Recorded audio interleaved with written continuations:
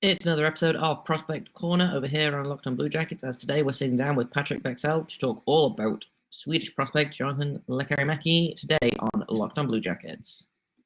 You're Locked on Blue Jackets, your daily podcast on the Columbus Blue Jackets, part of the Locked on Podcast Network. Your team every day.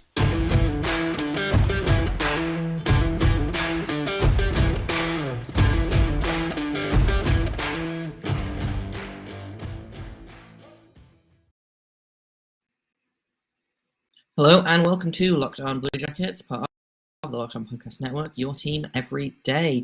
I am, as always, your host, Jay Foster, and thank you for making this your first listen or your first watch of the day of Sunday. In fact, happy Sunday, and we're doing a special bonus weekend episode.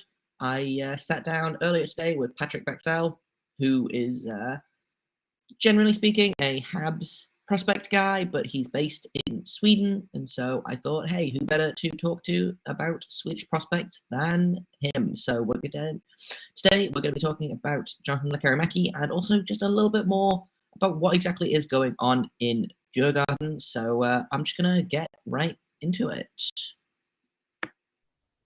So it's time for another Prospect Corner, as I've started calling them, now that the Blue Jackets season is 3 games from being over. I thought, right, it's time to sit down, do another round of chatting about prospect. And so we've got a brand new prospect guy to Locked on Blue Jackets. We've got Patrik Bexell here to talk all about the trio of Swedish forwards that are playing in Djurgarden for the moment anyway. And I'm sure we're going to talk about that in just a little bit, but how's it going over there, Patrik? The weather looks great over there. The weather's amazing. Actually, we had a fortunate week here where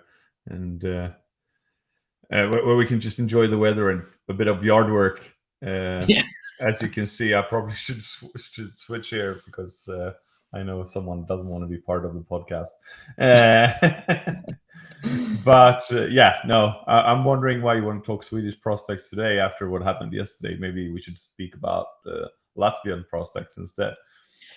Yeah, it was unexpected. I think probably is the best way, because I try to pay attention to prospects as much as I can, but there's just so many of them, and I was like, okay, Sweden's doing okay. Sweden's generally pretty good at the old prospect thing, and so the defeat to Latvia was a bit of a surprise. So I'm hoping we can kind of talk a little bit about kind of the general Swedish prospect system in a little bit, but I want to start off talking about probably the one that I have heard the most about. Let's talk about Jonathan Lekkerimaki. To start, what can you tell me about him? A very interesting prospect. The more I see him, I'm becoming more and more intrigued. He reminds me so much of a young Elias Pettersson, and we all know who that is. But Lekkerimaki is he's really, really interesting. He got the same shoot first ability. He got the same high skilled skating. It also dawns on me a little bit like he wants to be that player that is the center of attention and make things happen in a good way, not center of attention in a bad way. But it also makes me wonder, can he make the adjustment into a center position down the line just like Elias Pettersson did? And that is the question mark for me, because if you think he can, then he will probably go higher in the draft than projected. And right now he's projected 10, 15. And if you project him as a center, he'll probably go 5 to 10. He is a player that really wants to take charge of the game. He wants to play that role. So I think he himself fancies that role a bit. I haven't been able to speak to any of them or the coach of Djurgarden, so I don't have the idea of it, but I can see that happening. And but what really stands out to me is his skating and obviously his shot. He got a rocket of a shot. It could be a wrister. His slap shot is good. He can place it more or less anywhere. He has the ability to hide it as well, and thereby give it out, get the goalie to guess a little bit more. And I think that is maybe the most important thing, to keep those goalies guessing. In a minute, I've got more of my conversation with Patrik about Jonathan Lekkerimaki, but first I'm going to tell you about HelloFresh. What is HelloFresh? Well, it is farm fresh, pre-portioned ingredients and seasonal recipes delivered right to your doorstep. You can skip trips to the grocery store and count on HelloFresh to make home cooking easy, fun, and affordable. It's America's #1 meal kit, and here's why. It is all about convenience with HelloFresh. Not only do the ingredients come pre-portioned so you're not overbuying or wasting food, but it is easier than ever to get filling meals on a table in a snap with options like family-friendly or quick and easy. They know how to really diversify the menu. They've got seasonal recipes like salmon limon and pasta primavera, and you can pick your favorites from 50 different weekly options. You can skip when you need to, change your delivery date, or update all your preferences in the HelloFresh app. I've been using HelloFresh for a couple of years now. I'm a huge fan. I love that it gives me a bunch of different varieties of things I can eat. It means I don't have to think about what I want to make. I can just grab a recipe card and pick some stuff out of the fridge. And it means that I get exactly the right amount of what I need. And I don't have endless bags of carrots or half cabbages just rotting in the bottom of my fridge. And if you want to try HelloFresh, go to hellofresh.com/lockedon16.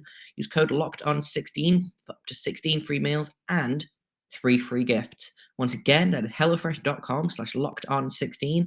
Use code LOCKEDON16 for up to 16 free meals and 3 free gifts.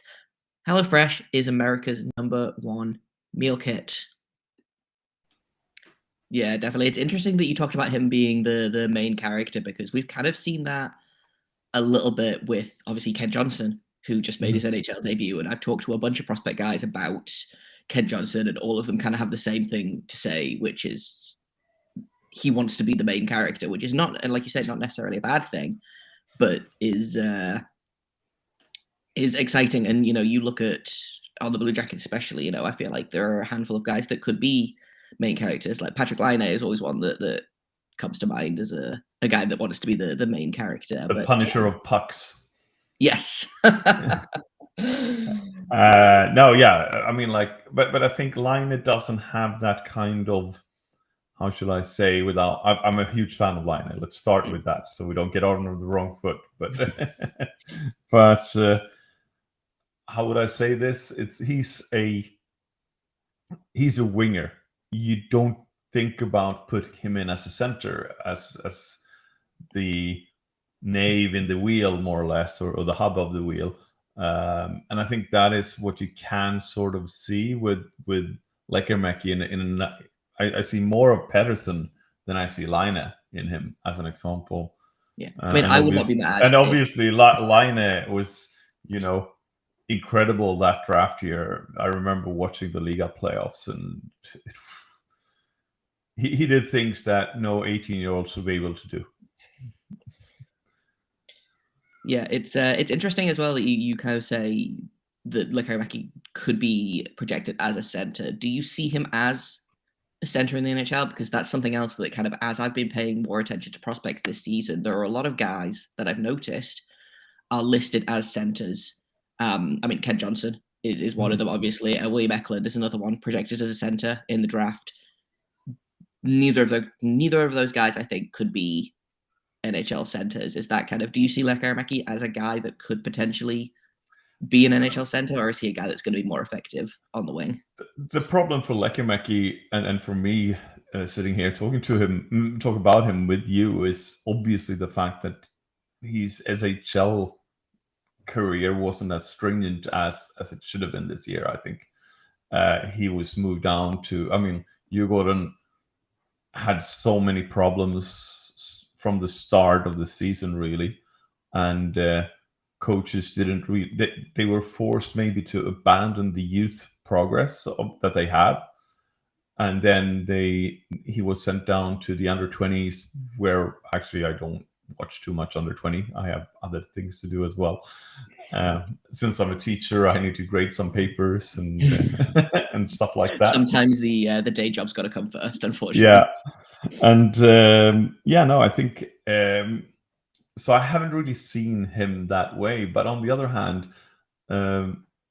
Pedersen hadn't done one shift as a center before he went over to North America. And it all comes down to hockey IQ. And I'm unsure of where Lekkerimiki's hockey IQ is because I haven't seen him enough to draw conclusions about it. In a minute, we are going to talk a little bit more about Jonathan Lekkerimaki and also the state of hockey in Djurgarden with Patrik. But first, I want to tell you about Built Bar, because if you don't know by now, Built Bar is the best. It is a protein bar that tastes exactly like a candy bar.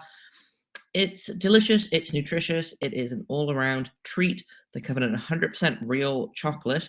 And if you haven't tried the Built Puffs, you're missing out on one of Built Bar's best tasting bars. A Built Puff is a protein-infused marshmallow. They are fluffy, they are soft. They come in a bunch of incredible flavors. A locked-on favorite is the churro puff flavor. I like the banana and cream pie flavor myself. They're my favorites, and they're going to be yours as well. Built Bar are low-calorie, high-protein, high-fiber, low-carb. And here's the best bit. If you go to built.com, use promo code LOCKED15, you can get 15% off your order. Once again, that's promo code LOCKED15 for 15% off at built.com. I know that obviously he's talented, but can he make that adjustment? On the other hand, if you have a center that can shoot like Lekkerimaki and hide his shot that well and skate as good as he can, I would say a lot of teams might be tempted to at least try it to see if it works out. Yeah.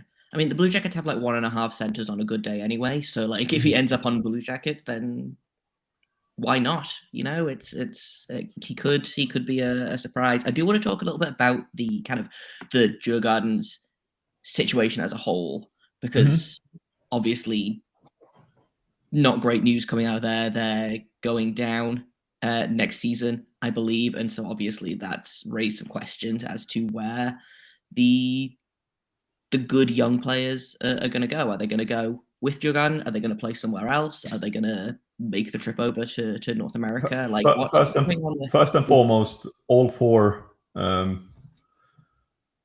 Odell, Erland, and Odell, Ögren, and Östlund. They're so similar. Even I make mistakes with them. And Lekkerimaki has all signed with Djurgården and confirmed they want to stay there next year. So they're not going to an SHL team.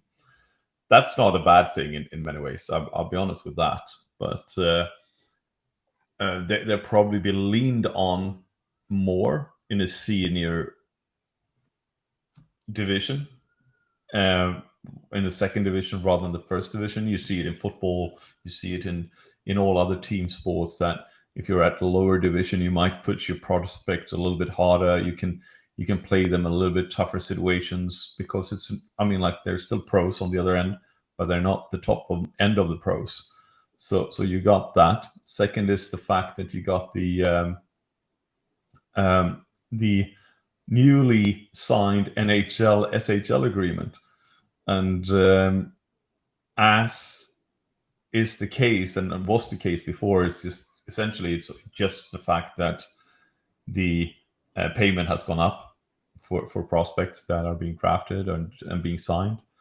But also what stayed in was obviously that NHL team controls the destiny of these kids if they're signed in the first round. Then they don't have to, then the NHL team can say we were going to put them in the AHL instead. And I can definitely see that situation with Lekkerimaki. That is something Odell as well. I can see that as well with him. Big, strong guy, defender.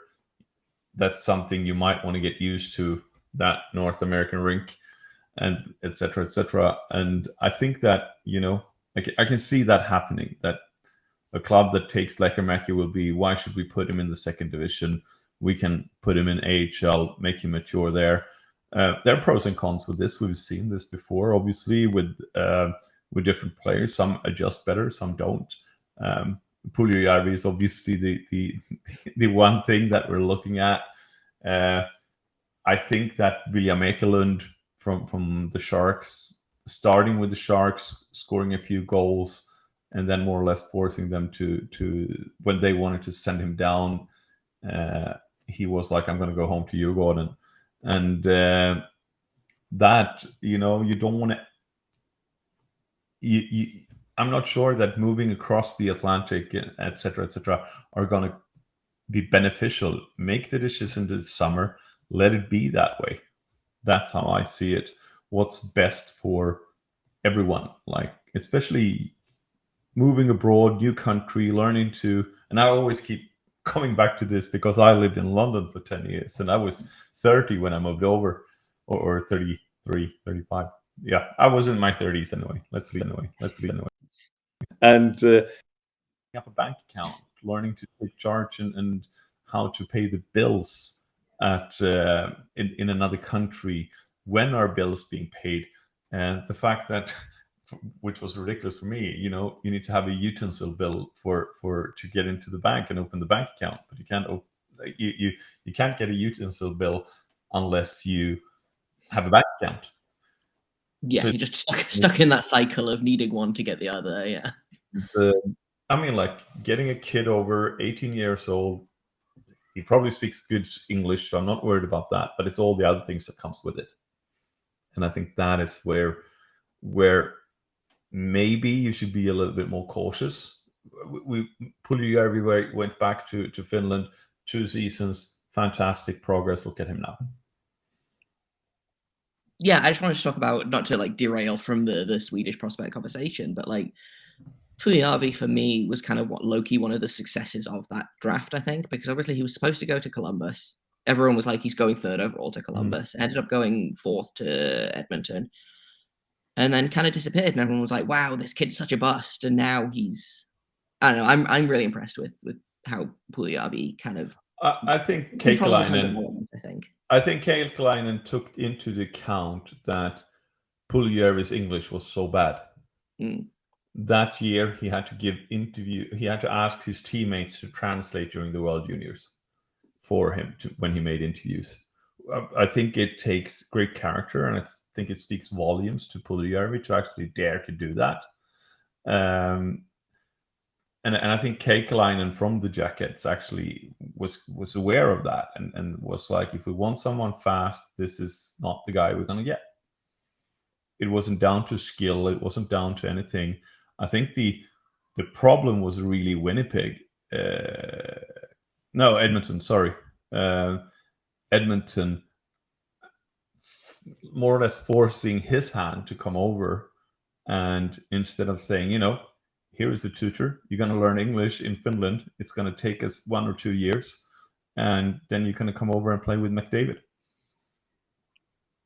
And if you do that, and I think that would have been a smarter investment, and it wouldn't have been this kind of discussion, oh, he's going back to Finland, he's never coming back, etc., etc. It's rather that the fact that he, in this instance, they should have taken that approach from the start. And I know it's tough. This is why, like Owen Powell from last year, he was like, I'm going first, I'm still going to go back to college. I don't care what you guys say. And I think that's really, really, really smart. But it's tough for a team to get into you getting the 1st overall or the top 5 pick. You sign them, or you can't sign them because they go back to university. But you sign them, and of course, everyone wants to see them. And I think that sort of breaks the rhythm of progress sometimes. And if you go back and forth over the Atlantic, it's going to take 3-4 days at least to adjust on either end. So you're going to lose a week of progress. It's 1/50th of your year, more or less, that you're going to lose because and if you do it 1 or more time or 2 or more times, you're going to lose more. So it all comes down to these kind of things that I expect. But I can, going back to where we started, I can see another team that the team that selects Lekkerimaki, that they say,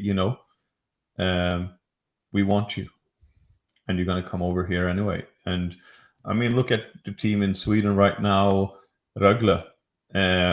won Champions Hockey League, finalists in SHL last year, won the league this year, are currently playing for survival in the semi-final series against Färjestad in Sweden.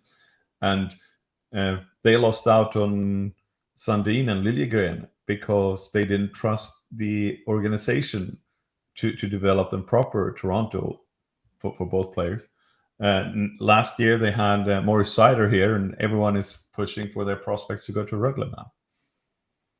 So it also comes down to what kind of other things, facilities and organization skills, etc., and it's gonna hamper these guys, because I can definitely see people not trusting Djurgården with this kind of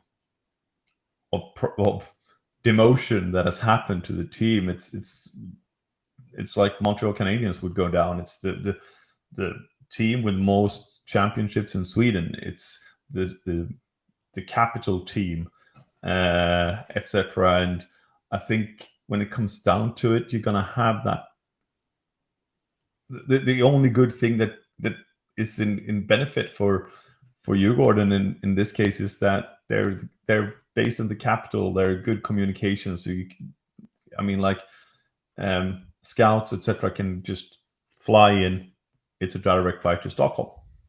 That's the benefit. But yeah, it comes down to that there are certain teams that I don't think trust the development system, and there are certain teams that do. Yeah, for sure. So just to kind of get back to Lekkerimaki, and then I want to talk about a couple of other prospects. We talked a little bit earlier, you kind of projected him maybe 10 to 15. Is that where you're expecting him to go? Because I feel like that's right in the sweet spot of where the Blue Jackets are likely to draft with at least one of their picks. So yeah, I think that's where it will be.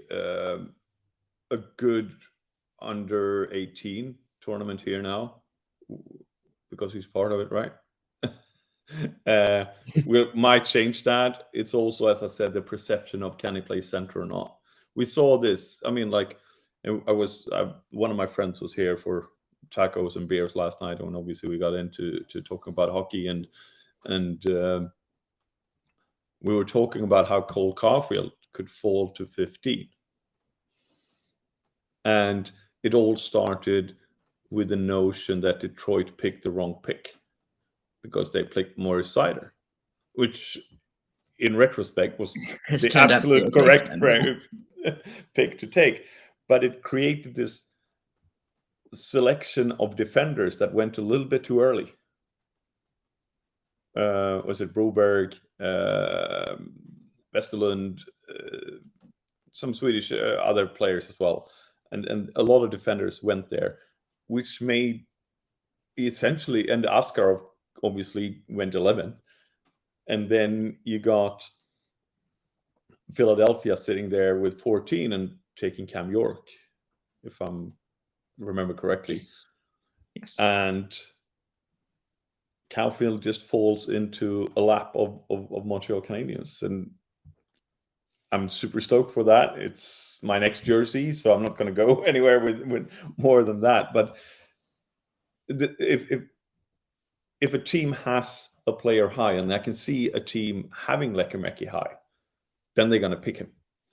They're not going to look at the draft board. We got Alexander Romanov is another super example of that. I think in the consensus ranking that we do over at a Habs Eyes on the Prize, he was somewhere around 120, 125, something. I mean, I think Bob McKenzie was the only one that had him in the 80s, and he was the highest. And Montreal picked him at 35. Yeah. So you got to see, like, if a team likes a player, they're going to grab him. And then it might cause a ripple effect as well. So as we saw with Seider. And I think that's something that, someone can pick Lekkerimaki, or someone starts picking centers over the wingers. You see, I don't think it will happen, but let's say Slafkovsky falls. Because because you're picking centers instead. Then Lekkerimaki will go 8th to a team that goes like everyone else is picking centers. We're picking a center as well. Lekkerimaki is on the board, fine, or he can play center, so we'll grab him. So it's all down to perception. But yeah, definitely I can see Columbus getting there.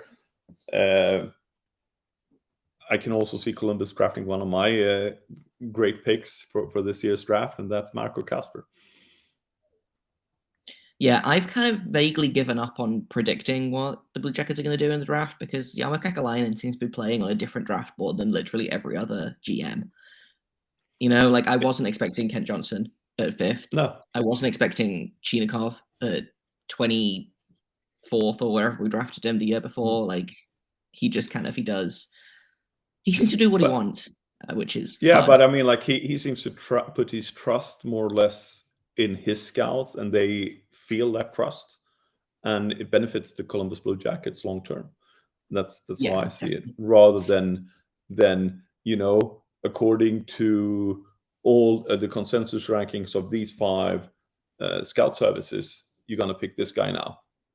Then we don't need to have scouts. Then we just pay the scouting services something, and you don't need professional scouts in the organization. And I think Kekalainen has really benefited from that. And obviously he has another approach. He's coming in from Europe where we don't have drafts, etc. So if he sees a player that he likes, he's probably just going to go like, I'm going to offer him a contract. So yeah, I'm going to draft him. Yeah, Kekalainen is a big. He's a lot of fun as a GM to like try and figure out his thought process. I'm a big, and that might be biased because again the Blue Jackets, but I'm a big fan of how Kekalainen does his contract work, his draft work. I know he gets a lot of stick for like not signing big names or giving huge contracts to like. I don't necessarily agree with the $9.5 million for Zach Werenski, but I like so much of what Kekalainen does. And that's all I've got for today. Tomorrow, we're going to be breaking down the game against the Oilers, which is happening in about 3.5 hours at the time of recording this. So that's what's coming up tomorrow on Locked On Blue Jackets. And then later on in the week, we're going to be sharing some more conversations with Patrik about more Swedish prospects. If you want to follow Patrik on Twitter, he is at Zebs_Habs. And if you would like to follow me, I am at _Jacob Foster, JAKOBFORSTER. Right down here if you're watching on the YouTubes.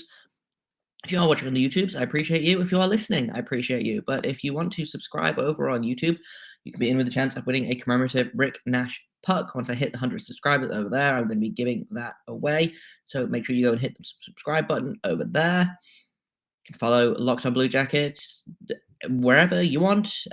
We are on Twitter at LO_Blue Jackets. You can find us wherever you listen to your podcasts. Like I said, we're also on YouTube. And enjoy your Sunday. Enjoy the game later tonight. And until tomorrow, make sure you stay locked on.